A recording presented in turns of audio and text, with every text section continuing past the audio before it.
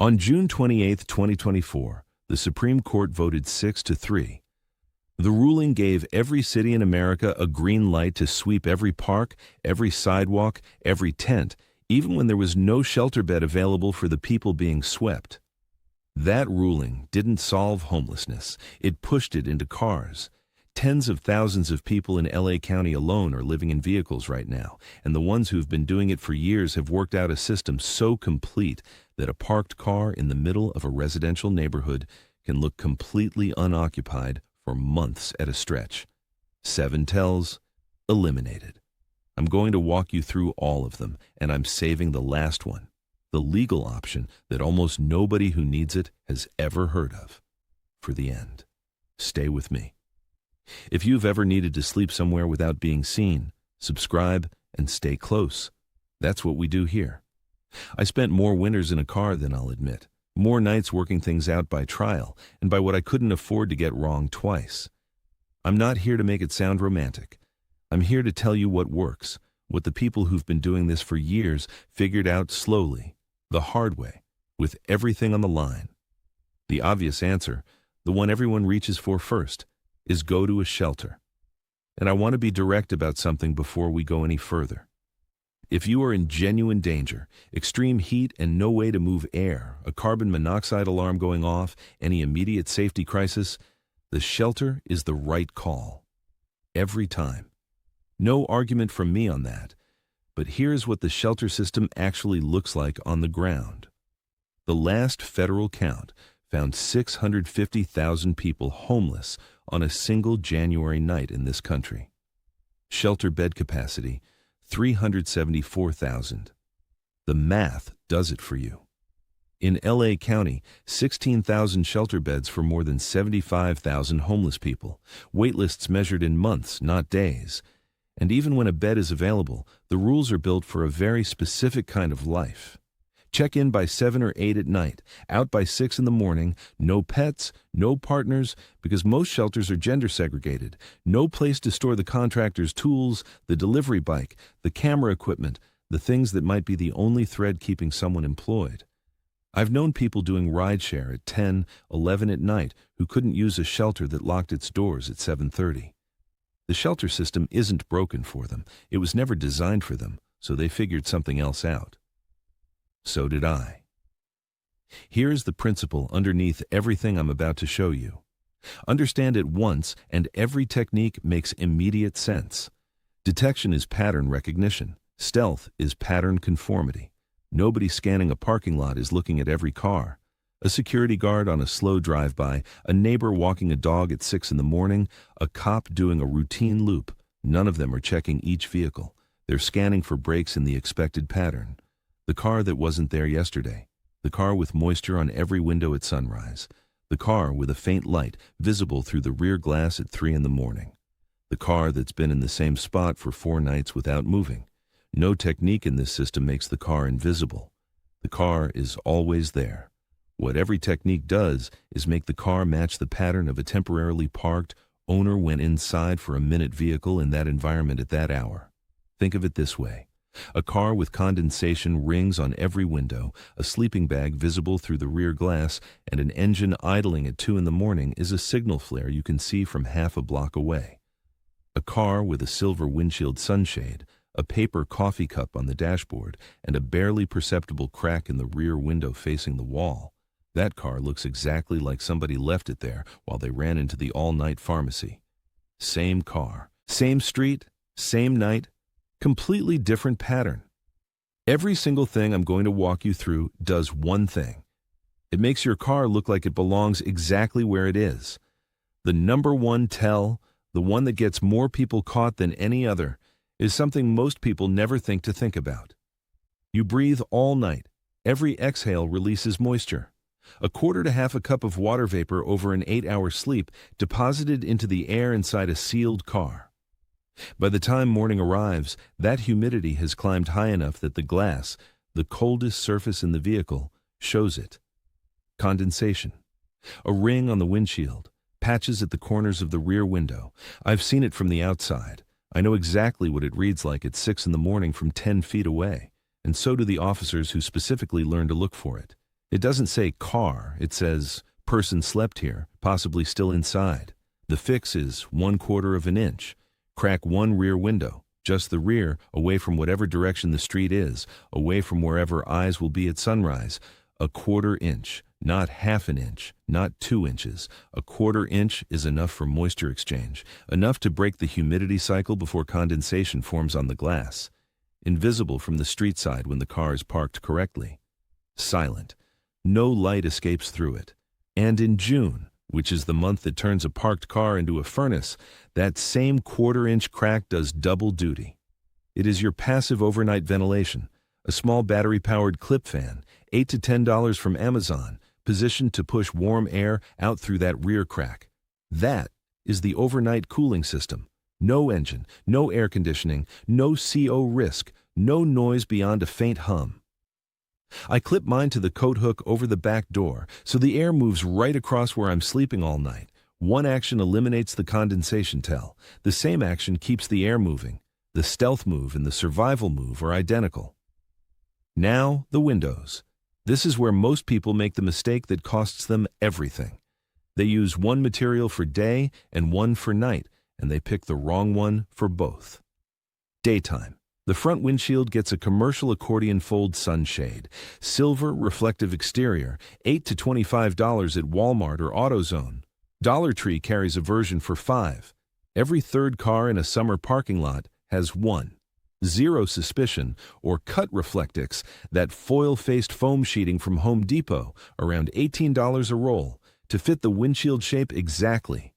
Flush to the glass, silver exterior facing out, it reflects solar heat before it converts to the trapped warmth that builds inside the car. On a 90-degree day, which is today in most of the Sun Belt, a car in direct sun without any windshield cover reaches 119 degrees inside in 20 minutes. That data comes from temperature research confirmed by NHTSA modeling. A proper reflective windshield cover in real-world conditions cuts that by 15 to 20 degrees. Not a small number when the margin between uncomfortable and dangerous is 5 degrees of core body temperature. Nighttime is a different problem, and the material that works in daylight actively fails after dark. Here is why. If any light is on inside the car, a phone screen, a reading light, even a bright watch face, Reflectix on a side window turns into a glowing white panel visible from 50 yards. It does not say sunshade. It says someone is in there with a light on. It is the exact opposite of stealth, and it is one of the most common errors in the vehicle-dwelling community. The product that protects you from the sun becomes a beacon the moment the sun goes down. For the side and rear windows at night, black foam core board from Dollar Tree. $1.25 a sheet. 3 or 4 sheets covers the windows in most cars for around $5 total. Cut each panel to the exact window dimensions while the sun is still up and you have time to measure. Velcro dots from Walmart hold the panels in the window channel. The whole set installs in under 3 minutes once you've done it twice. Comes out just as fast before morning. The critical detail that makes or breaks this: every panel must reach fully to the window seal. All 4 edges flush to the rubber. A 1/4 inch gap at a single corner reads from the outside as interior light. Full coverage to the seal or the system does not hold. From the sidewalk, a correctly covered car at 2 in the morning shows nothing. Not covered windows, dark windows, the way a car looks when nobody is inside it, and never was. Notice what all of this has in common. Every step removes a signal. The condensation was a humidity signal. The visible light was a photon problem. Both are solved completely, not partially. Your grandparents knew that a half-fixed thing was sometimes worse than an unfixed thing. A 1/4 inch gap might as well be a window left open.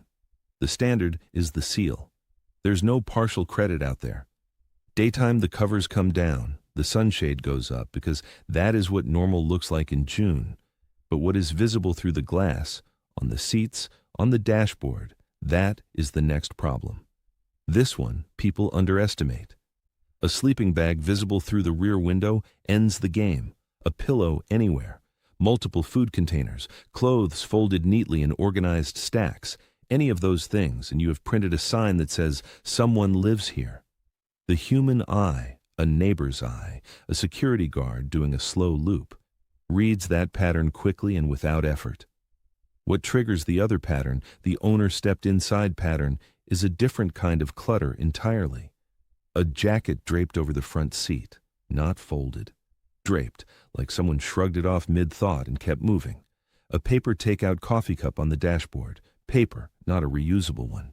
A reusable cup says, organized person who lives here. A paper cup says, I grabbed this on the way somewhere, and I'm inside. Papers or a clipboard on the passenger seat. A local parking permit sticker on the window, if you have one legitimately. That is the whole list. The goal is not a tidy car. The goal is a car that looks like its owner left it there 20 minutes ago and will be back any minute. Clutter as camouflage. People pay thousands of dollars to learn behavioral security at corporate seminars. Out there, people worked it out for free on the first night they needed it. The spot itself, the rotation, the complaint trigger in residential neighborhoods, more often than not, is not what is visible inside the car. It is the pattern of the car being in the same spot consecutive nights.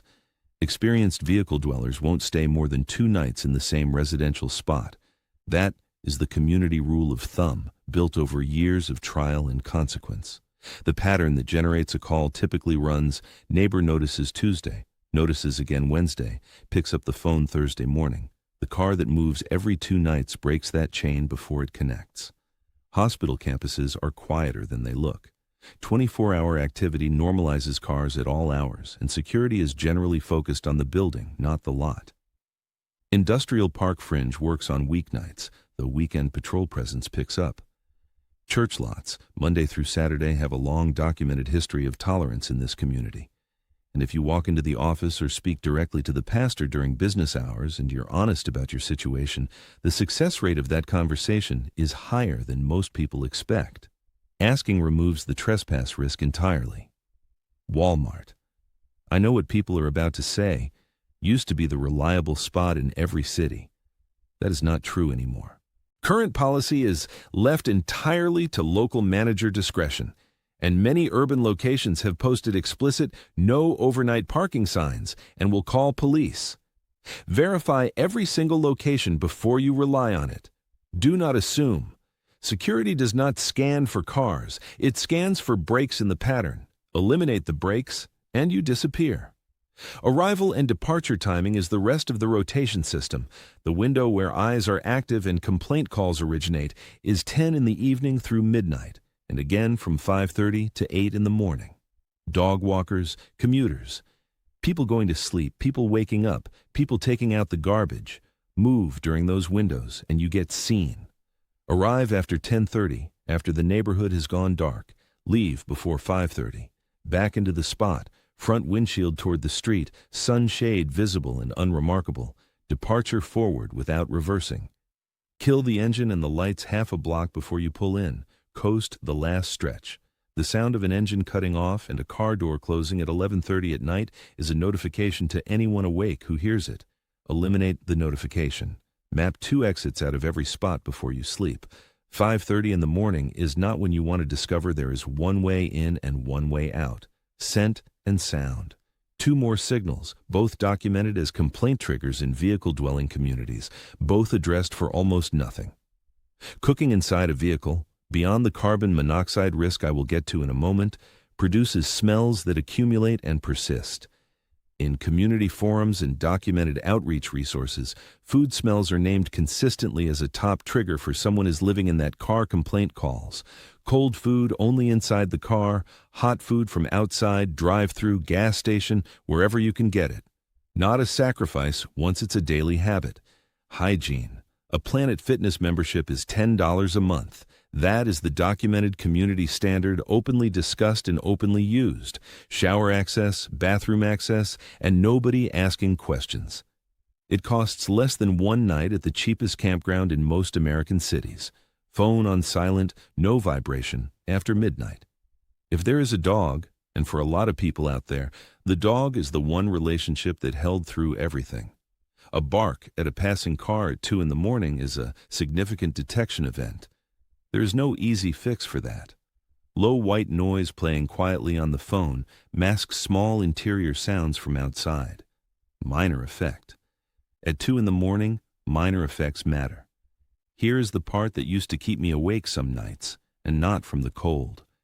In June 2024, 2 years ago this month, the Supreme Court handed every city in America a tool they had been waiting for. 6-3. Sweep any park, any sidewalk, any tent, even with no shelter available for the people being cleared. That ruling didn't solve homelessness. It made homelessness invisible. And invisible homelessness is worth real money to a number of people. The towing industry collects city sweep contracts, $125 to $175 per vehicle towed, $35 to $80 a day in storage fees. Hold a vehicle a week and you are looking at up to $700. If the owner can't pay, and a homeless person often cannot, the vehicle goes to auction. For a vehicle dweller, the car is the home. Towing is eviction with a countdown timer attached. The Willamette Week ran the numbers on Portland's sweep contracting. The Denver Post did the same for Denver. This is a documented revenue stream, not a theory. Campgrounds and RV parks charge $50, $60, $80 a night to park a car legally. $60 a night is $1,800 a month. The U.S. campground and RV park industry generates $8 to $10 billion a year. They do not advertise safe parking programs. Their business model requires that parking your home legally remain expensive. Cities get political cover when the cars disappear from the streets they're hearing about. The constituent complaint calls stop.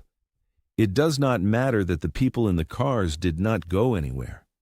The problem moved off the complaint dashboard, and that is the metric that drives the decisions. The ACLU documented this pattern across Los Angeles, Portland, Denver, and Houston. It is not a secret. It is a budget line item. This is not a conspiracy. Nobody sat in a room and agreed to it. It is quieter than that. It is a system where every person who benefits from the problem being invisible benefits from you not knowing how to survive inside it. So let's keep fixing that. Now, I'm going to be serious with you, because there are pieces of this that can kill you if I skip them. Carbon monoxide first. If you run the engine for any reason, heat, charging, anything, you need a battery-operated carbon monoxide detector. $20 at Walmart. Kidda, First Alert, either one, not a plug-in car adapter. Battery-operated so it works when the engine is not running. CO is colorless. It has no smell. It causes unconsciousness before you are aware you are being poisoned.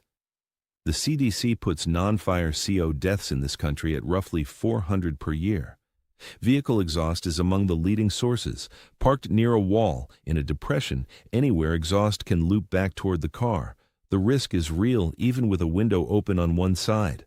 If the engine runs, all windows open, both sides, not cracked, open, never in a garage, never in a semi-enclosed space, no propane camp stoves inside the vehicle, no charcoal, nothing that burns, not under any conditions, not with any amount of cracking. I am not going to be the man who gets you hurt to win a click. Heat. This is the June version of that warning. In Phoenix, Las Vegas, Palm Springs, most of the desert Southwest, overnight lows in July regularly sit between 85 and 95 degrees. A properly cracked fan-equipped car in those conditions is still a dangerous place to sleep for a full night. When the overnight low is above 80 degrees, the nearest 24-hour cooling center is the right answer. Most cities publish them online and through 211. That fact overrides every technique in this video.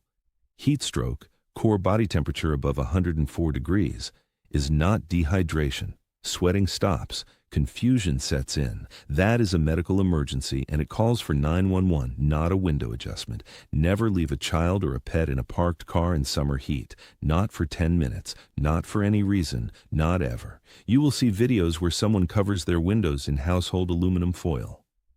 The thermal physics behind it are actually real. Foil does reflect solar radiant heat, but as a stealth move, it fails immediately. Foil crinkles. It tears at the edges. The shape is irregular and recognizable from 30 feet away. There's no innocent explanation for tinfoil across every window of a parked car. It reads one way. Someone is hiding something. Use it if you need the thermal effect, and understand that you have traded every bit of stealth to get it. Running the engine all night for air conditioning. I know what heat does to that calculation. Beyond the CO risk already covered, idling a vehicle overnight in a residential area is a misdemeanor in numerous jurisdictions. New York City has a 3-minute idling limit. California has a 5-minute limit for diesel vehicles. The exhaust plume is visible on cooler nights. Engine noise carries. The smell stays. It is a detection event, a legal exposure, and a safety hazard at the same time. Full daytime window blackout. A car with every window covered during daylight hours in a public parking lot is not invisible.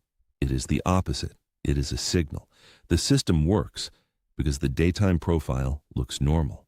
A reflective sunshade on the windshield looks like every other car parked in June. Cover the side windows in daylight and you announce yourself. Moving the car when a no overnight sign defines the window, then returning before the window closes and assuming the clock resets. Police in neighborhoods with active complaint histories specifically watch for this pattern.